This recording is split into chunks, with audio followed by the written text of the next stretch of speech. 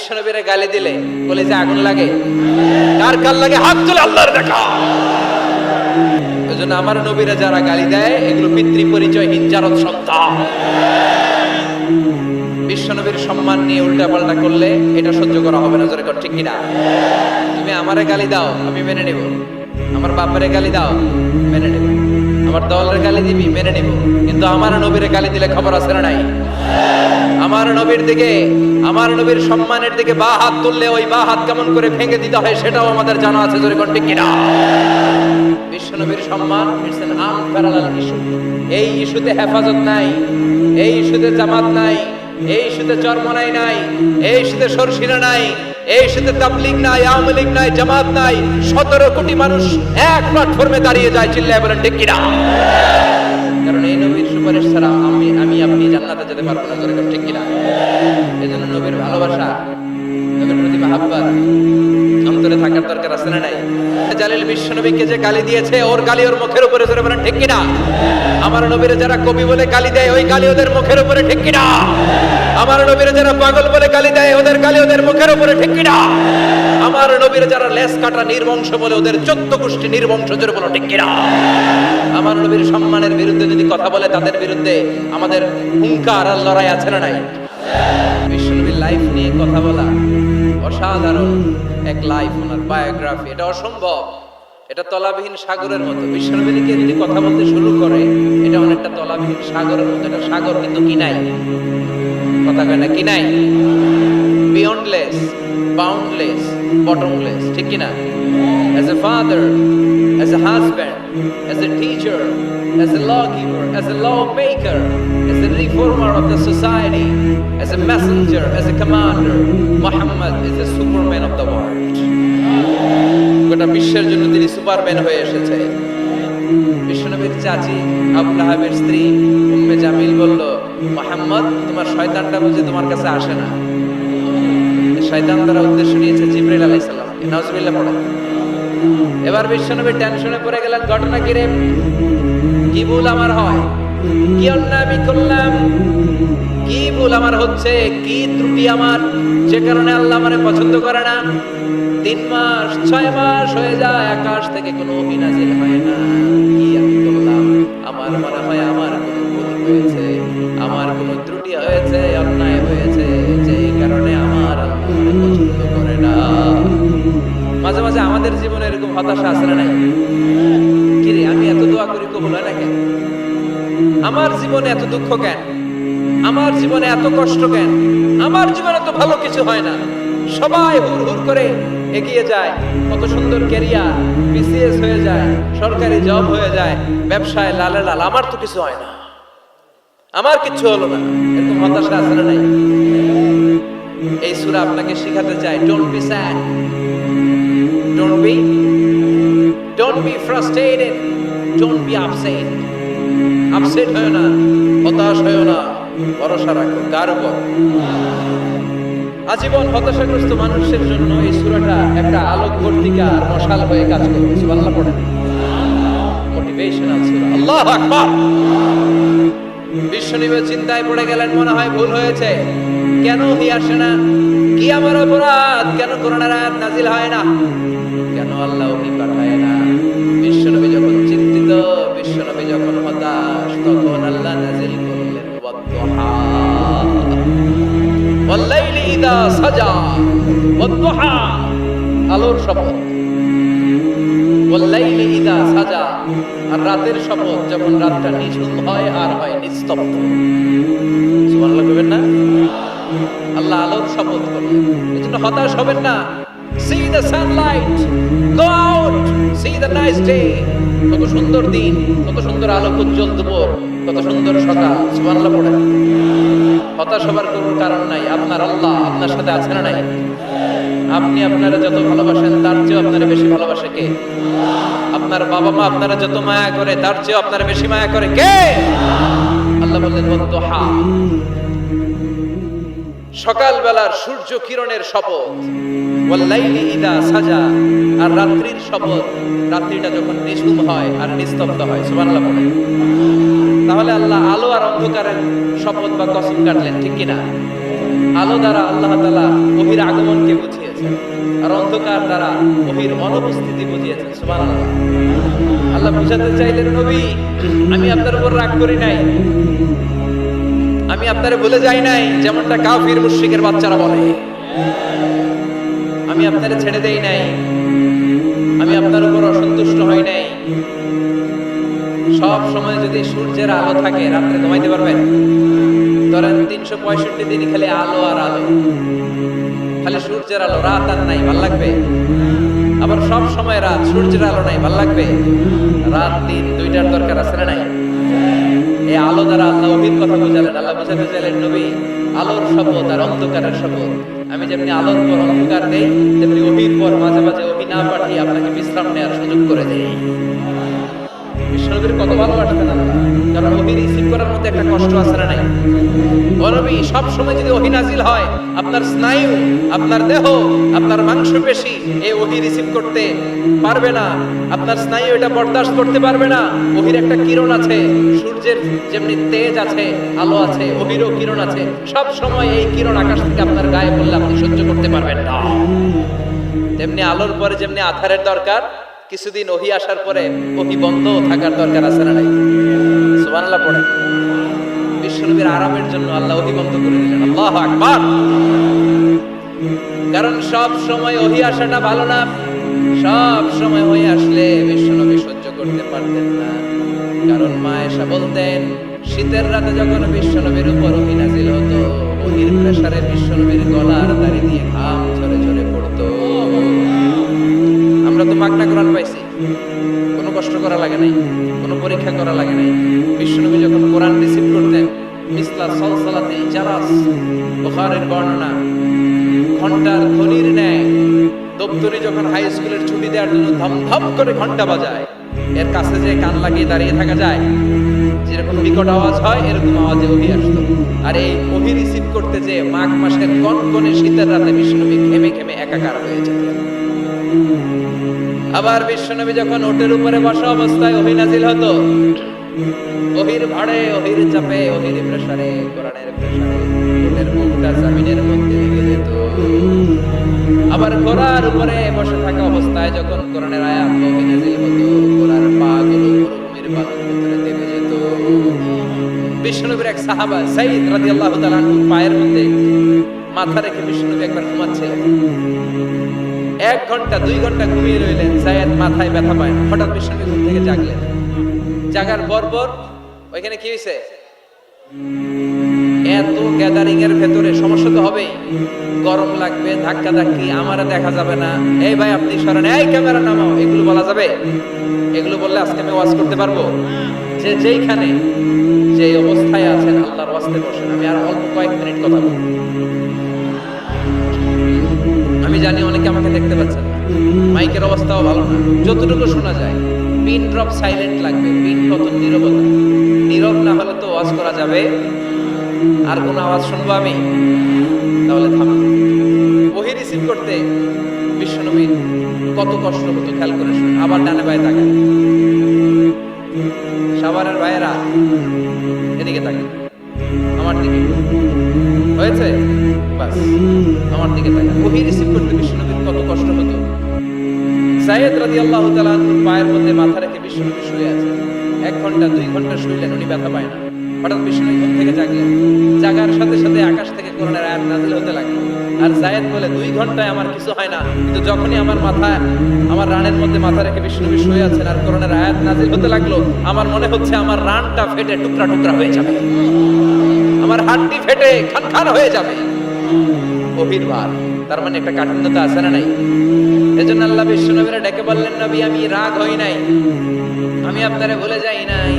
বারবার সূর্যের আলো থাকলে, সব সময় সূর্যের কিরণ থাকলে যেমনি আরাম লাগে না, বারবার ওহী রিসিভ করতে যেই কষ্টটা আপনার হয়, আমি আরশের উপর থেকে দেখে আমার সহ্য হয় না। এইজন্য আপনাকে বিশ্রামের ব্যবস্থা করে দিলাম, এইজন্য কিছুদিন ইচ্ছা করে আমি ওহী বন্ধ করে দিলাম। ওয়াদ-দুহা ওয়াল-লাইলি ইযা সাজা মা ওয়াদ্দা'আকা রাব্বুকা ওয়া মা ক্বালা। সকালবেলার সূর্য কিরণের শপথ, রাতের নিস্তব্ধতার নিঝুম রাত্রির শপথ মা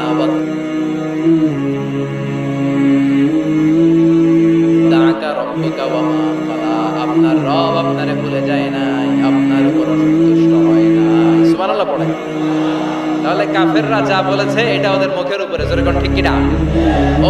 আল্লাহকে যে পাইতে চায় হযরতকে ভালোবেসে, আরশ কুরসি লৌহ কালাম না চাইতে পেয়েছে সে।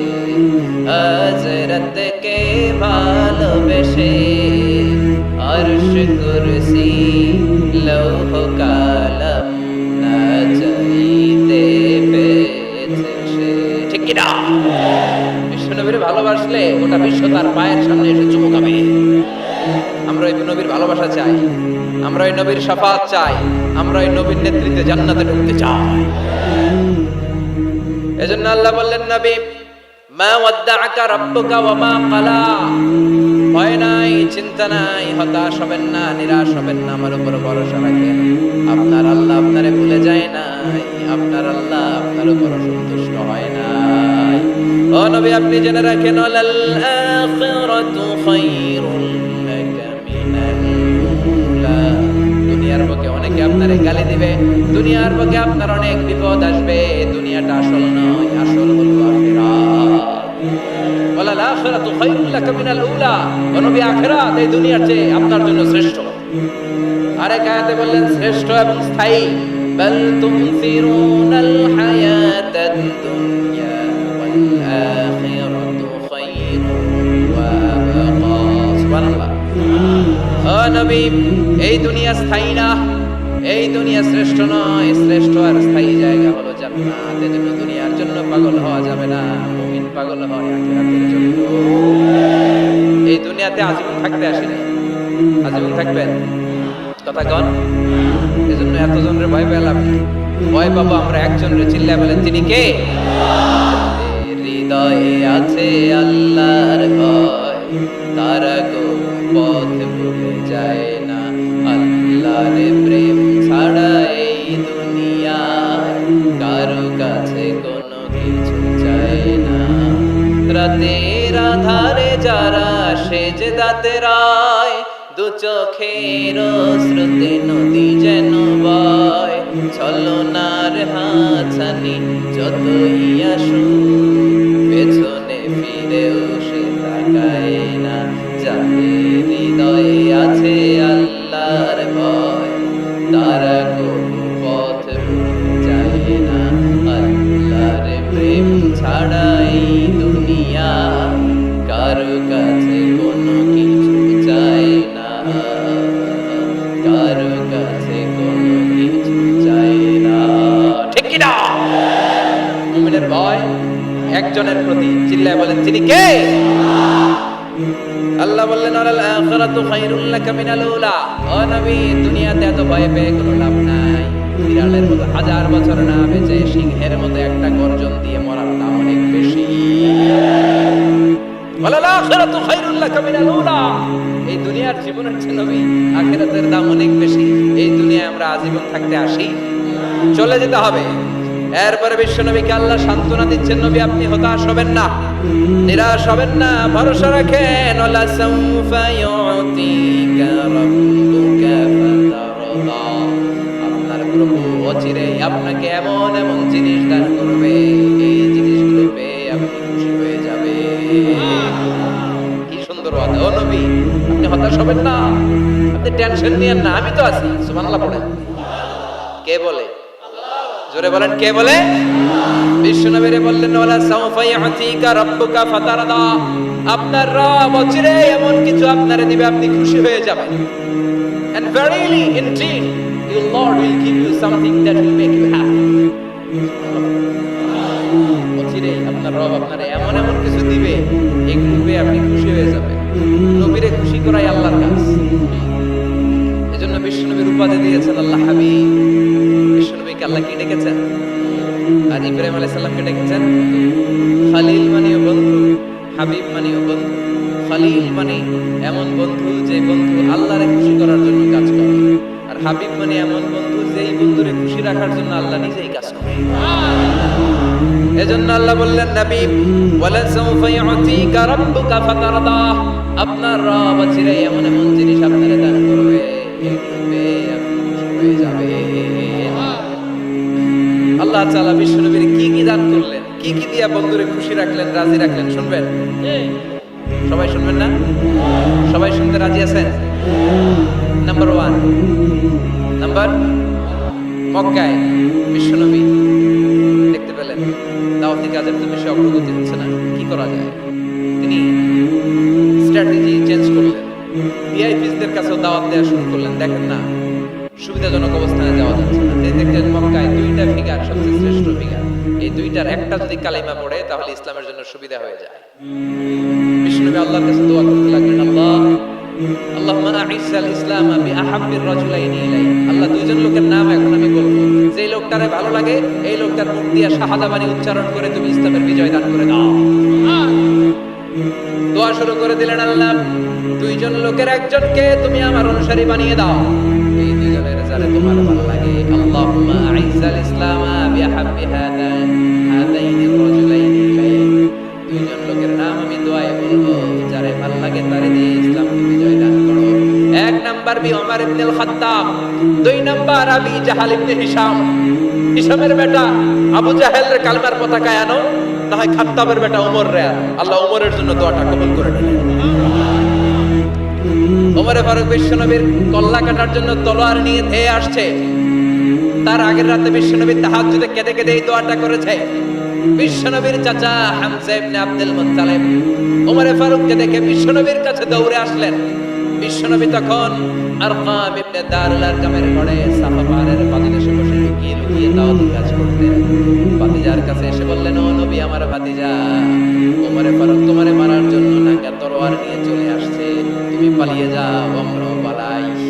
বিশ্বনবী বললেন, না চাচা, আপনি সরে যান, অন্যান্য সাহাবাদেরকেও সরে যেতে বলেন। আমার মনে হয় গত রাতে চোখের পানি ছেড়ে যেই দোয়াটা আমি আল্লাহর কাছে করেছি, কিছুক্ষণ পরেই দোয়াটা কবুল হতে চলেছে। ওমরে ফারুক আসলেন, তলোয়ারকে আছাড় মেরে বললেন, আশহাদু আন্নাকা রাসূলুল্লাহ, আশহাদু আল্লা ইলাহা ইল্লাল্লাহ ওয়া আন্নাকা মুহাম্মাদ রাসূলুল্লাহ। ওমরে ফারুক এসে বললেন, নবী, আমি সাক্ষ্য দিলাম আল্লাহ ছাড়া কোনো ইলাহা নাই, আপনি ছাড়া কোনো রাসূল নাই। সুবহানাল্লাহ পড়ে ফাতারদা, বিশ্বনবী খুশি হয়ে গেলেন। সুবহানাল্লাহ কইবেন না?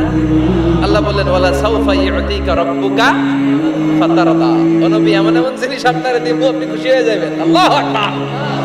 তাহলে প্রথমে কেমনে খুশি করতে পাইলেন? পাইছেন? ওমরে ফারুককে কালেমার পতাকায় ঢুকাইয়া বিশ্বনবীর হৃদয়টারে ঠান্ডা করে দিলেন, বিশ্বনবীরে খুশি করে দিলেন। বিশ্বনবী বললেন, লা নাবিয়্যা বা'দি ওয়ালা রাসূলা, আমার পরে নবীও নাই রাসূলও নাই, তবে লাউ কানা বা'দি নাবিয়্যুন লাকানা আমার, আমার পরে যদি কেউ নবী হতো আমার ওমর নবী হয়ে যেত। ওমরে ফারুককে মুনাফিকরা ভয় পেত, মুশরিকরা ভয় পেত, এমনকি শয়তানও ভয় পেত। মা সালাকা শাইতানু সালিকান ফাজ্জান ইল্লা সালাকা ফাজ্জান গায়রা ফাজ্জিক। বিষ্ণু বলতেন, ওমর, শয়তান যদি তোমারে কোনো রাস্তা দিয়ে হাঁটতে দেখে, শয়তান ওই রাস্তা থেকে আরেক রাস্তা দিয়ে হাঁটে। তার মানে বিশ্বনবীরে খুশি করার 1 নাম্বার পদ্ধতি ওমরে ফারুককে কালিমা পড়ায় খুশি, ঠিক কি না? বিশ্বনবী খুশি হয়ে গেলেন। নাম্বার 1 কটা গেল? নাম্বার 2, বিশ্বনবী দাওয়াত দেওয়ার জন্য তায়েফে গেলেন। মক্কাতুল মুকাররমা থেকে 70-80 কিলো দূর, পাহাড়ি এলাকা, ঠান্ডা এলাকা। হজ উমরা যারা করেছেন দেখেন নাই, ঘুরে উঠতে হয়। আবার এখন ক্যাবেল কার আছে, ক্যাবেল কার দিয়ে ওঠা যায় না। আমি গিয়েছি অনেকবার। ওই তায়েফে বিশ্বনবী দাওয়াত দিতে গেলেন, কিন্তু তায়েফের ছেলেরা বিশ্বনবীর দাওয়াত কি গ্রহণ করেছে? কি করছে? 3টা জায়গায় বিশ্বনবীকে পাথর মেরে বেহুশ করেছে। 3টা জায়গায় বিশ্বনবী নিজের কোনো স্বার্থের জন্য যায়নি, তায়েফের লোকরা যাতে জাহান্নামের আগুনে না জ্বলে ওদেরকে বাঁচানোর জন্য গিয়েছিলেন, ঠিক কিনা? খেয়ে না খেয়ে দিন প্রচারের কাজে নিজেকে দিয়েছ বিলিয়ে, তায়েফের কাফিরেরা চিনল না সে আলো, দুষ্ট ছেলেদের পিছু দিল লেলিয়ে, পাথরের আঘাতে ক্ষত বিক্ষত হয়ে সারা শরীর থেকে রক্ত ঝরে। হে রাসূল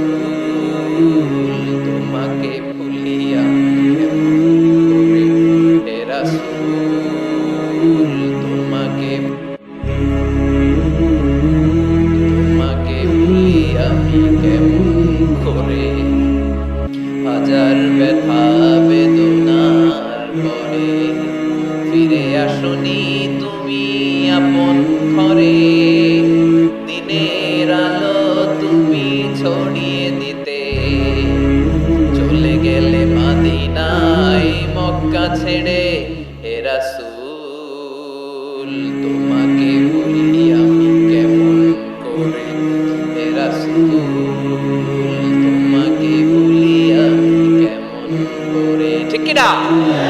তায়েফবাসীদেরকে বাঁচানোর জন্য বিশ্বনবী তায়েফে দাওয়াত দিতে গেলেন। পাথরের আঘাত খেলেন, বিশ্বনবীর দাওয়াতে তারা সাড়া দেয় নাই। বিশ্বনবীর মন খারাপ, ঠিক কি না? মন খারাপ হয়ে বিশ্বনবী নাখলা নামক খেজুরের বাগানে ঢুকলেন। সারা গা দিয়ে ঝরঝর ঝরঝর করে রক্ত পড়েছে। বিশ্বনবীর সাহাবী যায়েদ বিন হারেসা কুয়া থেকে পানি এনে বিশ্বনবীর মোবারক দেহটা থেকে ধুয়ে ধুয়ে রক্ত পরিষ্কার করে দিচ্ছেন। বিশ্বনবী রাতে সেখানে ঘুমালেন, ফজরের সময় নামাজ পড়তে শুরু করে দিলেন। বিশ্বনবীর তেলাওয়াত শুনে একদল জিন অবাক হয়ে গেল। জিনেরা কয়, ইন্না সামি'না কুরআনান আজাবা ইয়াহদি ইলার রুশদি ফাআমান্না বিহি। সুবহানাল্লাহ। দাওয়াত দিতে আইছিল মানুষে, দাওয়াত দিতে আসছিল কাদেরকে?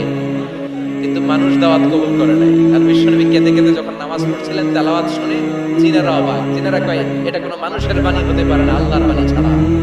জিনেরা এই বাণী শুনে কোহে কাফে যে জিনের রাজ্যে যে দাওয়াতি কাজ শুরু করে দিল আর ঘোষণা দিল, আমরা মুহাম্মদের উপর ঈমান এনে মুসলমান হয়ে গেলাম। বিশ্বনবী ফজরের সালাতের পরে কাঁদে, হায় রে তায়েফবাসীরা মরে যাবে। আমলাতুল জিবাল, পাহাড় রক্ষী ফেরেশতারা এসে বলে, নবী আপনি শুধু আদেশ দেন, তায়েফের দুই পাশের গিরি পর্বত গিরি পাহাড় দিয়ে এমন ভাবে চাপা দেব, তায়েফের ছেলেগুলো মুহূর্তের মধ্যে পাউডার হয়ে যাবে। বিশ্বনবী বললেন, না, আমি ওদেরকে ক্ষমা করে দিলাম। ওরা হয়তো কালিমা পড়ে নাই, ভবিষ্যৎ প্রজন্মের অনেকে কালিমা পড়ে মুসলমান হয়ে যাবে। বিশ্বনবী কাঁদলেন, হায় হায় আমার দাওয়াতি কাজ ব্যর্থ হয়ে গেল। বিশ্বনবীর মন খারাপ। বিশ্বনবীর যখনই মন খারাপ, মন ভালো করার দায়িত্ব নেয় কে? আরশ থেকে বিশ্বনবীর ডেকে বলে, নবী আপনি দেখেন নাই, আপনি যে কিবলামুখী হয়ে নামাজ পড়তেছিলেন, আপনার কেরাত শুনে জিনেরা মুসলমান হয়েছে। মানুষদেরকে দাওয়াত দিতে এসেছেন, ওরা দাওয়াত কবুল করে নাই, তো কি হয়েছে?